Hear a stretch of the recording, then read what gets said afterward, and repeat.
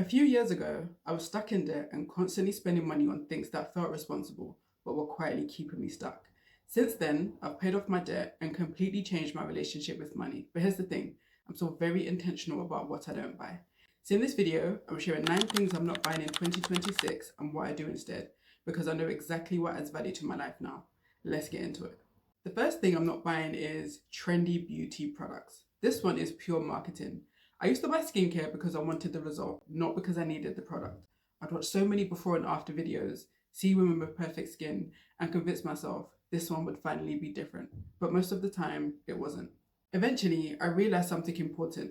These products aren't designed for your skin. They're designed to sell and make you feel like you're missing out. So now, I only buy products specific to my skin needs. No trends, no impulse purchases. That means less clutter, better results, and more money staying in my pocket.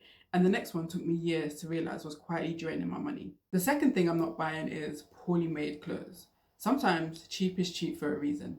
I used to think I was saving money buying cheaper clothes until they stretched, faded, or fell apart. After replacing my 10th washed out black t-shirt, it clicked. Fast fashion actually costs more long term. So now I buy fewer higher quality pieces that last longer. It costs more upfront, but the fabric is stronger, so I get more wear out of it. That means I spend less overall and my wardrobe works harder for me. And the next one sounds healthy, but it slowly drains your money if you're not careful. The third thing I'm not buying is wellness products I don't need. Supplements, collagen drinks, super greens, whatever influencers are pushing this month. Health really is wealth, but blindly copying someone else's wellness routine is expensive. You end up buying products your body doesn't need and convincing yourself it's an investment. So if I do buy wellness products, they'll be intentional and specific to me based on professional advice, not trends. I'll make better health decisions, spend intentionally, and there'll be no more protein powder gathering dust in the back of my cupboard. And the next one is where money leaks without you even noticing. The fourth thing I'm not buying is future self purchases. Shoes for just in case occasions, outfits for events that didn't happen, books I didn't end up reading. I used to buy for a version of myself that didn't exist yet, and to this day, I still have clothes sitting in my wardrobe with tags on them. Buying for your future self isn't planning, it's guessing. Yes, you want to be prepared, but not at the expense of your bank account. So in 2026, before making a purchase, I'll ask myself, is this something I actually need and how will I use it? For example, if it's clothes, I think of 3 different ways to wear it. If I can't, I leave it. This way, I'm only buying things that I actually want and use. That means less waste, less guilt, and more intention. And the next one shocked me when I finally added it up. The fifth thing I'm not buying is regular nail salon visits. I love a good maintenance appointment, but I realized it was costing me money and time. I'd get my nails done every 2 weeks and a pedicure once a month. It started at £66, but before I knew it, I was spending over £100 a month, plus losing hours when the salon got new owners. So now I do my nails myself.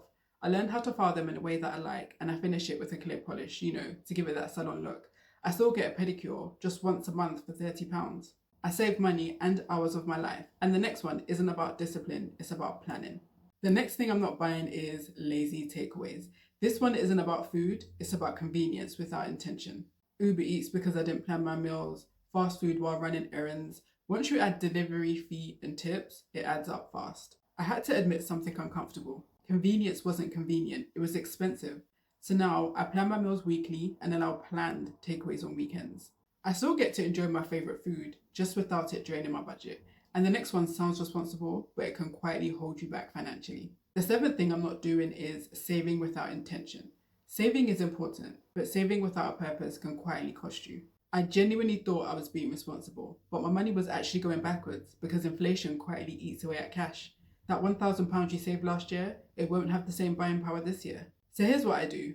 I keep cash for an emergency fund, which is 3 to 6 months of essential living expenses, and for short-term goals within the next 1 to 5 years, like saving for a house deposit or a holiday. Everything else, I invest. This way, my savings have a purpose and the rest of my money is working for me instead of sitting still. And the next one is one of the easiest ways to lose money without realizing it. The eighth thing I'm not buying or avoiding is preventable fees, credit card interest, late payments, subscriptions I forgot to cancel. I was recently charged interest for missing a due date by 1 day.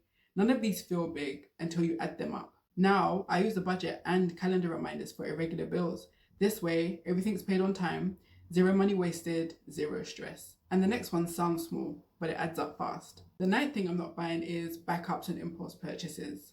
Buying just in case, stocking up on things I already have. It feels organized, but if you don't need it now, you probably won't later.